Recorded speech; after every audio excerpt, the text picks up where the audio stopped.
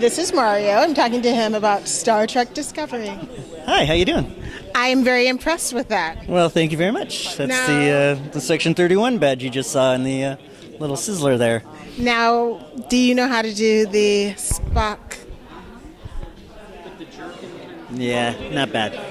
I think that's a genetic thing. I've been learning that since I was like 4, so you know. So I guess you're an original Star Trek fan. The Next Generation was the one I sort of really got into when I got into it. Yeah, it's fun. Now, working on this one, did you rewatch any of the original as well as a subsequent series for Star Trek? Did we rewatch? We rewatched and rewatched. We watched every episode. We watched The Next Generation. We watched Deep Space Nine. We watched all the movies. We had those things on constantly studying. Oh yeah, that's a lot of time. Here's the thing: you're told that you're going to be in the original series. You know, we're going to be 10 years before the original series, so you've got to study the culture that you're moving towards. So, for us, it was kind of it's homework, but great homework. Best homework ever. Best homework. Yeah, watch Star Trek episodes, sure. But what was it like taking it and creating this new series? It's been a long time since we've had a CBS series. And I know I, as a fan, was wondering why we didn't have anything. And they put it on CBS All Access. And looking at the show, it looks like CBS is really behind it. They put in some serious money because of special effects, the cast, the design. I mean, they put a lot of thought into it. And we set the bar pretty high, I think, from a design point of view for ourselves. From the beginning, we knew that we had to respect the original series, the canon, the ideas, the technology.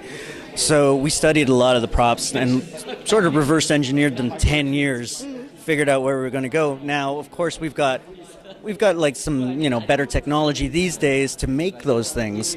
So, there's a bit more detail in our stuff, but it's all leading towards what the original series is going to look like. So. I know, I watched the season finale. If you haven't watched it, spoilers, sorry. And I was like, which ship? I was like looking at it and I was like, that looks like... Can you tell us what to expect from season 2? All I can say is it's a pretty great climax there.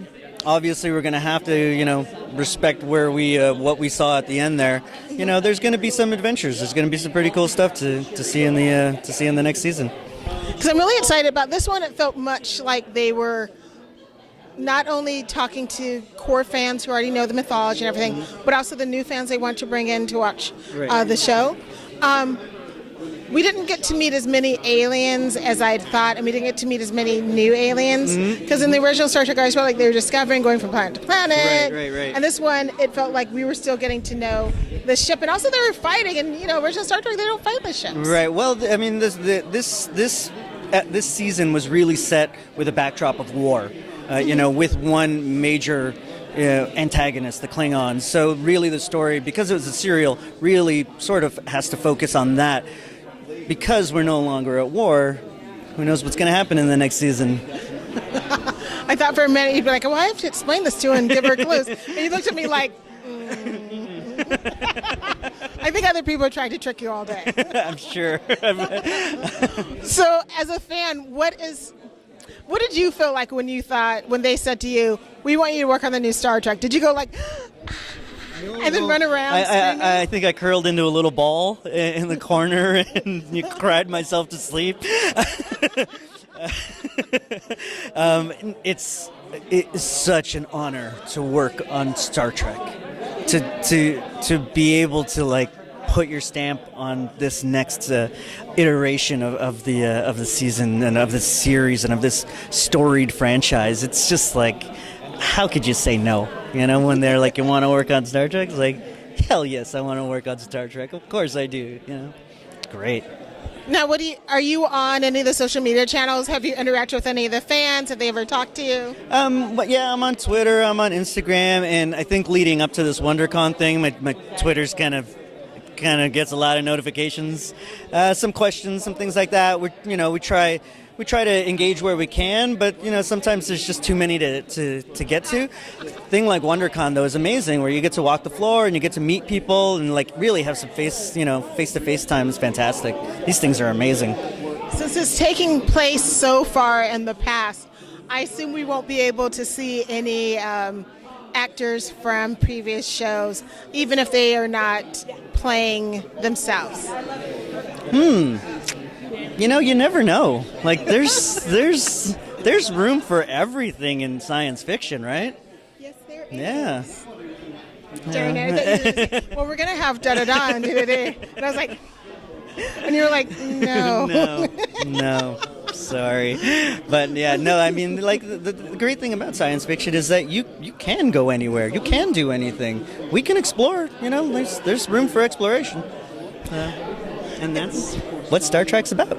That is what it's about. And I know a lot of kids watch it and are inspired to go into science because of watching Star Trek. Absolutely. Have you had any kids or parents wanting you to come and talk to their school or give a graduation talk to any scientists? Oh no, not yet. But we have spoken to scientists. Like when we were designing the jetpack for episode 1, we were in conversations with what are they called again? JPL. The JPL. We were in conversations with them constantly designing a real backpack for space. Like, how are we going to do this? So, yeah, and, we call them up and we're like, hey, we want to talk to you about this, like, jetpack thing. And they're like, oh, we don't really have time. And like, well, we're calling from Star Trek. It's like, hold on a second. Let me get everybody in the room. Star Trek opened some major doors. Opened some doors for us, for sure.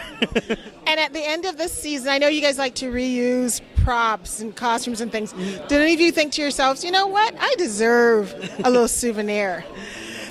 All the souvenirs stay on the show, unfortunately. But you have a souvenir. But I am wearing something that we teased today, so that was kind of fun. At work, like, I've got a plethora of toys at work, and I get to look at them all day. I don't need to bring them all home.